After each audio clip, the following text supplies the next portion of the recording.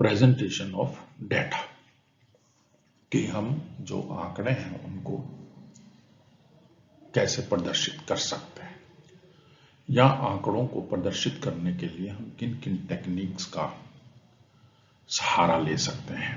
ये जो लेक्चर है बीए पार्ट सेकंड के विद्यार्थियों के लिए प्रैक्टिकल सब जो हमारा सब्जेक्ट है उसके लिए तैयार किया गया है।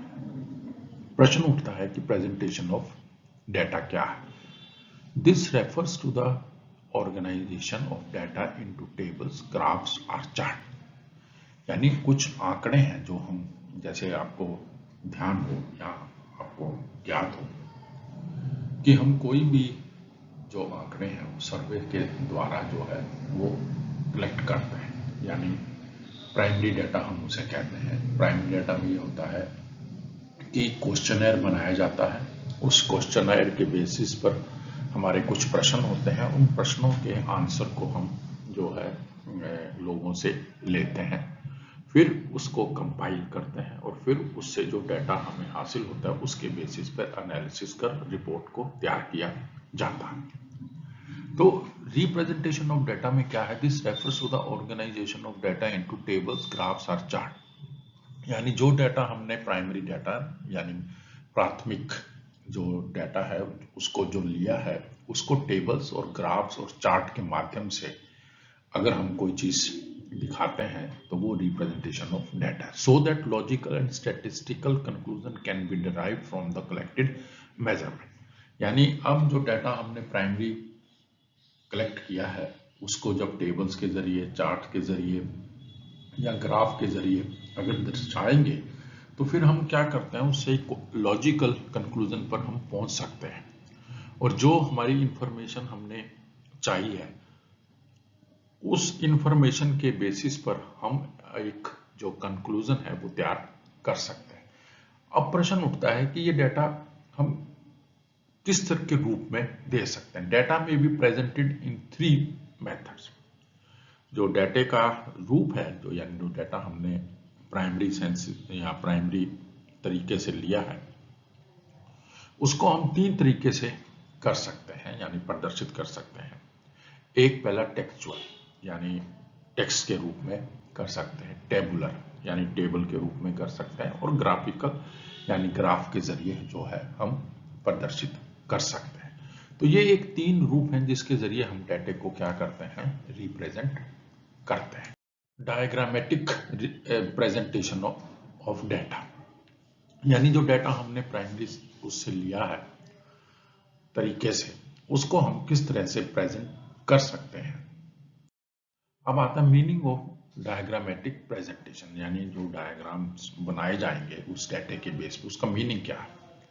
Diagrammatic presentation is the visual form of presentation of data. यानी जो हम डाटा हमने लिया है, डायग्रामेटिक प्रेजेंटेशन यानी जो डायग्राम्स के जरिए हम कोई चीज को दिखाते हैं तो वो एक विजुअल प्रेजेंटेशन ऑफ डाटा है जो उसको which facts are highlighted in the language of diagram। यानी जो आंकड़े हैं उसको हम डायग्राम के जरिए जो है लोगों तक पहुंचाते हैं या उनकी जो हमारा जो आंकड़े का जो बेस है उसको हम एक टेबुलर फॉर्म में या जो भी दूसरी और फॉर्म्स हैं उनमें परिवर्तित कर या उनसे जो हम कंक्लूजन है, जो एनालिसिस कर उनका जो कंक्लूजन है हम वहां उसको डायग्राम्स के जरिए पहुंचाते हैं। तो it consist in presenting statistical material in interesting and attractive geometrical figures. यानी जो डाटा हमने लिया है अब वो क्या किया जाता है, वो इंटरेस्टिंग वे में लोगों तक पहुंचाया जाता है। वो इंटरेस्टिंग वे क्या हो सकते हैं, जैसे बार्स बना दी, सर्कल्स बना दिए, रेक्टेंगल्स बना दी, स्क्वायर्स बना दिए, कोई पिक्चर हमने ड्रॉ कर दी, मैप्स बना दिए, चार्ट्स बना दिए। तो इसके जरिए जब वो कोई चीज पहचाई जाती है तो वो हमारा क्या कहलाता है, डायग्रामेटिक रिप्रेजेंटेशन कहलाता है।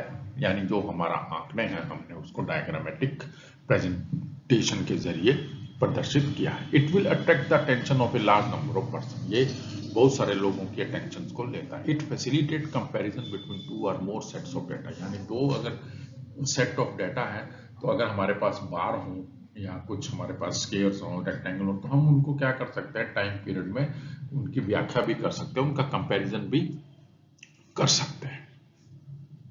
अब डायग्रामेटिक रिप्रेजेंटेशन का पहला जो एग्जांपल है वो है bar diagram. Bar diagrams are those diagrams in which data are presented in the form of bars or rectangle. यानी बार डायग्राम में जो डाटा को प्रेजेंट किया जाता है वो बार्स के जरिए, रेक्टेंगल्स के जरिए किया जाता है। इनको हम कॉलम्स भी कहते हैं।